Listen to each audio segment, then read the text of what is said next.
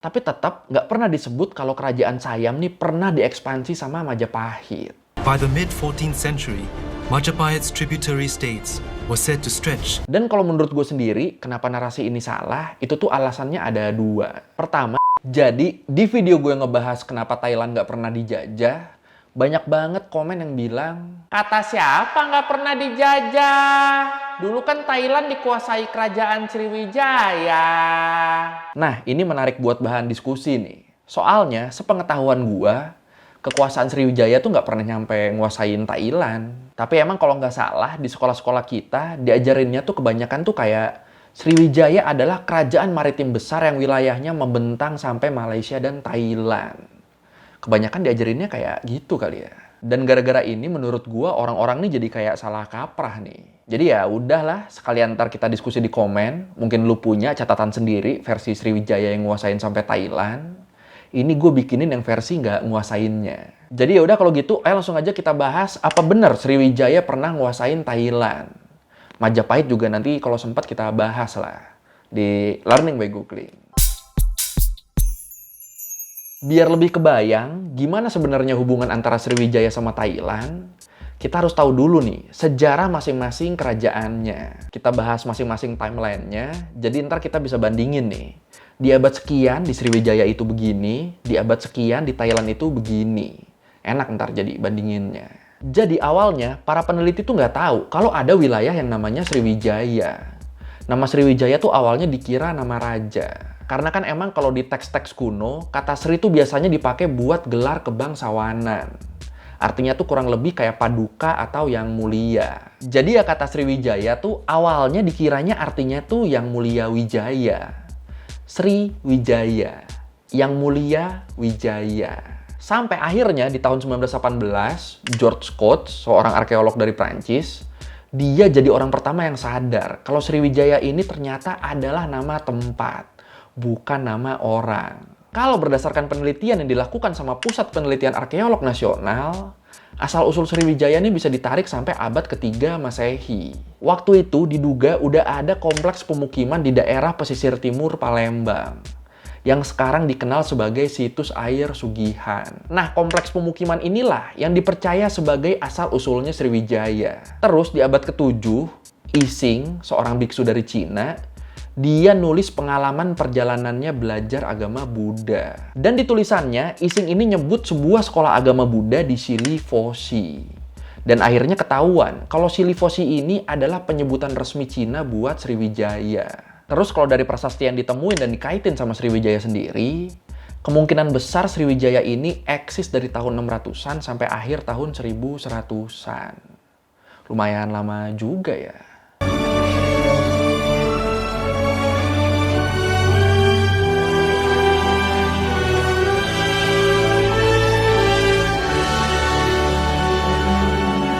Kalau menurut Nini Susanti, arkeolog Universitas Indonesia, beliau bilang Sriwijaya ini agak beda nih sama kerajaan-kerajaan kuno di Indonesia. Apa bedanya? Kalau menurut prasasti-prasasti dari masa Sriwijaya, disebut kalau Sriwijaya ini nih bentuknya kedatoan, bukan kerajaan. Asal katanya dato, kedatoan jadinya. Jadi ya sesuai namanya, kedatoan Sriwijaya ini nih dipimpinnya nggak sama raja. Dipimpinnya sama dato, sama orang yang dituakan. Semacam tetua adat gitu mungkin ya. Dan kemungkinan dulu di wilayah-wilayahnya Sriwijaya tuh ada banyak pemukiman yang dipimpin sama dato. Jadi misalnya wilayah ini dipimpin sama dato ini. Wilayah ini dipimpin sama dato ini. Ada datonya masing-masing. Dan semua pemukiman ini dan dato-dato ini, itu semuanya ada di bawah kendali kedatoan pusat yang namanya Sriwijaya. Tapi ya walaupun ada di bawah kendali kedatoan pusat, kemungkinan setiap pemukiman ini tetap punya otonominya sendiri buat ngatur pemerintahannya masing-masing. Kayak di negara mana sekarang yang begini ya? Terus seiring waktu, Sriwijaya ini juga dikenal sebagai kekuatan maritim besar yang nguasain wilayah-wilayah di Sumatera sama Semenanjung Malaya. Termasuk di Kedah sama Ligor. Nah kemungkinan wilayah Ligor ini nih yang bikin orang-orang percaya kalau Sriwijaya tuh berkuasa sampai Thailand. Karena Ligor ini sekarang namanya adalah Nakhon Si Thammarat, daerah di Thailand Selatan. Nanti buat Ligor ini kita bahas lebih detailnya di belakang deh. Dan walaupun Sriwijaya ini wilayahnya luas banget, bahkan sebagian Pulau Jawa juga sempat masuk ke wilayah dia, tapi kayak yang gue bilang sebelumnya, masing-masing daerahnya nih punya otonominya sendiri. Selain itu juga, kalau kita perhatiin, wilayah kekuasaan Sriwijaya nih kebanyakan meliputi daerah-daerah rumpun budaya Melayu. Bahkan kalau menurut Agus Aris Munandar, Profesor Arkeologi di Universitas Indonesia, beliau bilang prasasti-prasasti di masa Sriwijaya juga ditulisnya tuh pakai bahasa Melayu kuno. Dan ini nggak kayak kebanyakan kerajaan-kerajaan lain di Indonesia yang ditulisnya pakai bahasa Sanskerta. Beda ternyata ya. Oke. Sukacita di Pancami Sukla Paksa Wulan, lagu mudita datang marwat wanua. Nah itu tadi pembahasan dikit tentang Sriwijaya. Sekarang kita bahas yang Thailandnya. Jadi di abad ketiga, waktu kalau di Sriwijaya tuh masih jadi cikal bakalnya, belum jadi Sriwijaya. Kalau di wilayah Thailand, di abad ketiga tuh mereka masih jadi daerah kekuasaannya kerajaan Funan. Nah sebenarnya kerajaan Funan ini, dia nih pusatnya ada di Kamboja. Tapi wilayahnya ngeliputin wilayah-wilayah yang sekarang masuk ke Thailand, Myanmar, sama Laos. Terus Funan ini juga dikenal udah ngejalin hubungan dagang sama Cina. Jadi, sebelum Sriwijaya nguasain Selat Malaka dan jadi pusat perdagangan laut di Asia Tenggara, Funan inilah yang nguasain jalur dagang di Asia Tenggara. Jadi nantinya Sriwijaya yang nguasain jalur laut, jauh sebelum itu Funan yang nguasain jalur darat. Nah, di sekitar abad ke-7, kerajaan Funan ini runtuh dan digantiin sama kerajaan Chenla. Tapi Chenla sendiri umurnya nggak lama nih. Dia terus pecah jadi dua wilayah. Chenla daratan sama Chenla perairan. Nah, Chenla perairan yang posisinya ada di wilayah Kamboja sekarang, kemungkinan mereka nih akhirnya jadi daerah vasalnya Sriwijaya. Jadi salah satu wilayah kedatuannya Sriwijaya. Terus menurut bukti tertulis yang ditemuin juga, wilayah Chenla ini sempat dikuasain sama seorang penguasa Jawa bernama Sailendra. Yang kalau lu inget, Sailendra ini adalah penguasa kerajaan Mataram kuno di Jawa Tengah.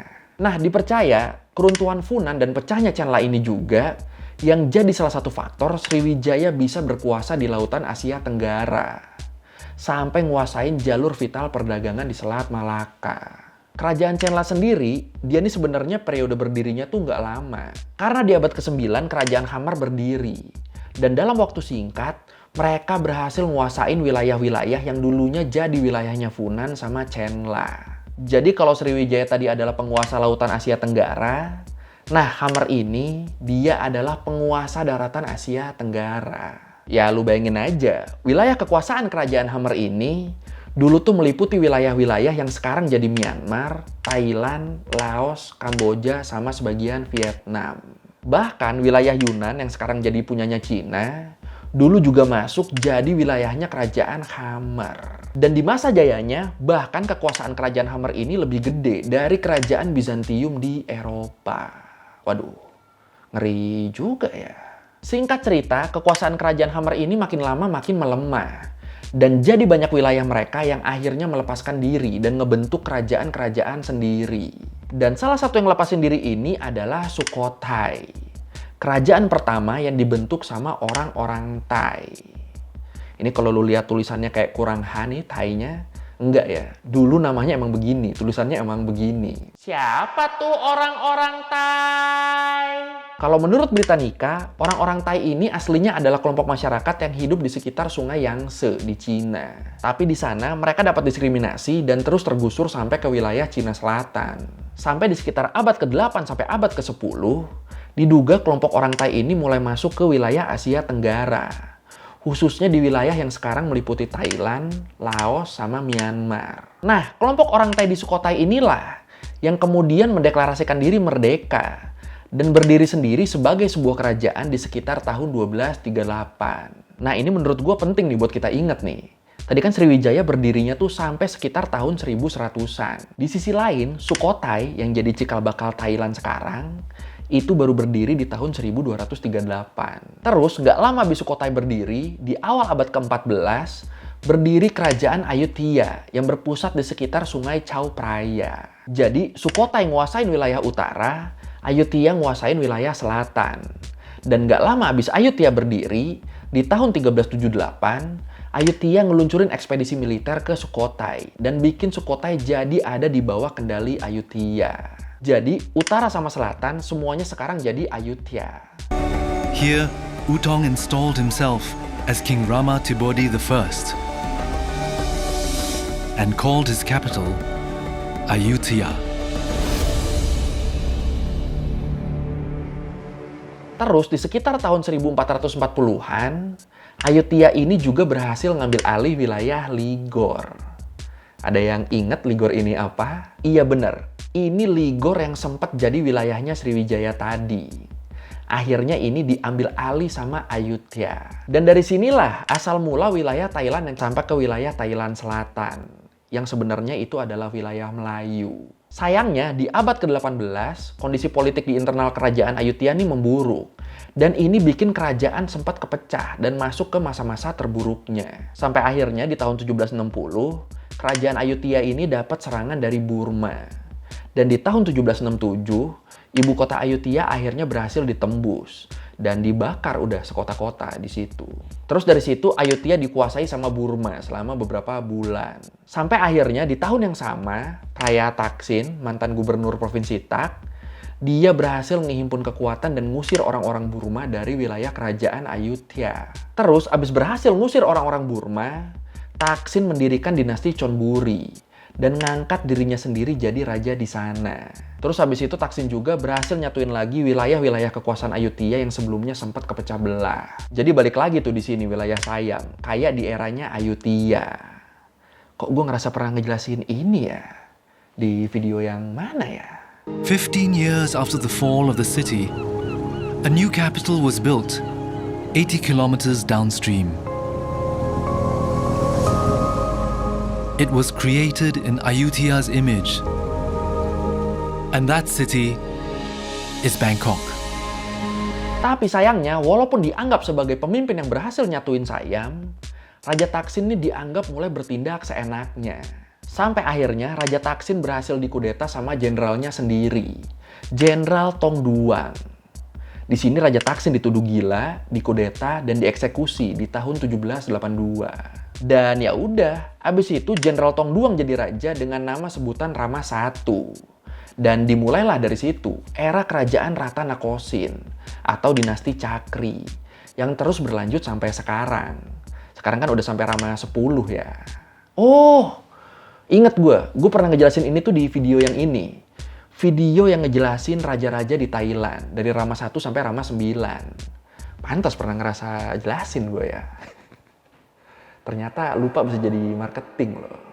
Nah, dari apa yang kita bahas ini, jadi bisa disimpulin kalau narasi yang bilang Sriwijaya dulu nguasain Thailand tuh ya kurang tepat ya.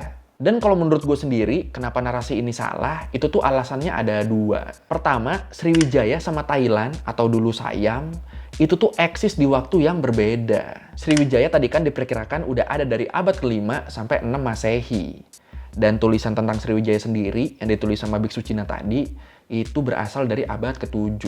Sementara kerajaan Sukhothai sama Ayutthaya yang jadi cikal bakalnya Siam, yang jadi cikal bakalnya Thailand, itu baru berdiri di abad ke-13 sama 14. Di mana waktu itu Sriwijaya nih udah runtuh. Jadi ya gimana mau nguasain kan?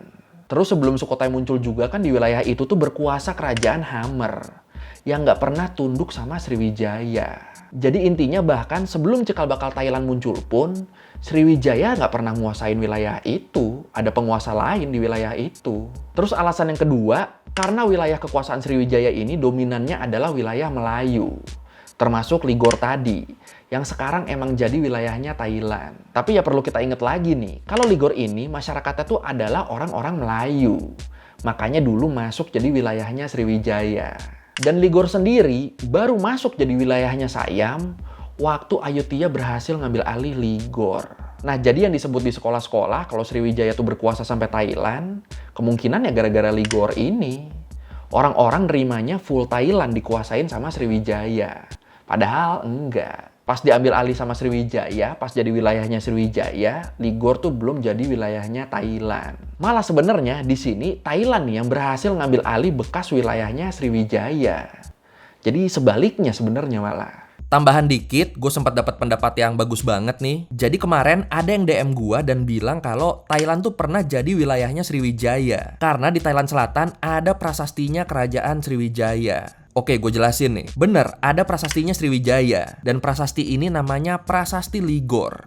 Nah, prasasti ini nih dibikin waktu Sriwijaya lagi nguasain Ligor. Jadi ya kalau menurut gua keberadaan prasasti ini nih tetap nggak bisa jadi bukti kalau Sriwijaya pernah menguasai Thailand. Karena ya gimana mau dibilang berkuasa di Thailand? Orang pas Sriwijaya berkuasa di Ligor, Ligornya itu belum pernah sama sekali jadi wilayahnya Thailand. Dan ya kayak yang gue bilang tadi, baru setelah Sriwijaya runtuh, Ligornya diambil alih sama Ayutthaya. Diambil alih sama cikal bakalnya Thailand. Pokoknya ingetnya gini deh nih, sekali lagi. Kerajaan pertama yang jadi cikal bakal Thailand itu namanya Kerajaan Sukhothai. Habis itu baru ada Ayutthaya. Dan kerajaan Sukhothai ini baru muncul setelah Sriwijaya udah nggak ada. Dan sebelum Sukhothai yang berkuasa di wilayah yang nantinya jadi Thailand pertama kali itu adalah Kerajaan Hammer. Dan mereka juga nggak pernah dikuasain sama Sriwijaya. Jadi Sriwijaya berdiri sendiri, Hammer juga berdiri sendiri. Nggak pernah saling menguasai. Kalau Majapahit gimana? Nah, soal Majapahit, sebenarnya kita harus tarik mundur dikit nih ke era Singosari di akhir abad ke-13. Waktu itu emang ada upaya dari Singosari buat ngerebut dominasi Sriwijaya di Melayu, atau yang sering disebut ekspedisi Pamalayu. Dan ya kayak namanya, di sini Singosari berusaha ngambil alih wilayah Melayu dari Sriwijaya. Jadi ya batasan ekspedisi ini nih lebih ke wilayah-wilayah yang emang dikuasai sama Sriwijaya. Nggak lebih dari itu. Dan ekspedisi ini terus berlanjut sampai era Majapahit. Tapi tetap nggak pernah disebut kalau kerajaan Siam nih pernah diekspansi sama Majapahit. Kalau menurut buku A History of Modern Indonesia, karya M.C. Rickleff, di situ juga disebut kalau Majapahit itu berkerabat sama kerajaan Siam dan Champa. Berkerabat, bukan menguasai. Dan pendapat ini juga didukung sama artikel dari Kementerian Luar Negeri Indonesia yang bilang kalau Sriwijaya dan Majapahit itu dulu berkerabat sama kerajaan yang dulu ada di wilayah Thailand. Khususnya Siam nih buat Majapahit. Makanya dari sini, kalau dibilang Thailand dulu pernah dijajah atau dulu pernah jadi wilayah kekuasaannya Sriwijaya sama Majapahit, ya kalau menurut gua itu salah. Nggak pernah itu. Tapi kalau menurut lu sendiri gimana? Lu sependapat sama gua atau enggak? Atau mungkin buat yang yakin Thailand dulu dikuasai sama Sriwijaya atau Majapahit, mungkin lu punya bukti otentik tentang penaklukan Siam oleh kerajaan di Indonesia, lu boleh tulis di komen ya. Lumayan kan bisa diskusi kita di situ. The Elephant General Gajah Mada, who some say made an oath that he would not taste spice until all of their outer islands were under Majapahit rule. By the mid-14th century, Majapahit's tributary states were said to stretch from New Guinea to parts of the Malay archipelago.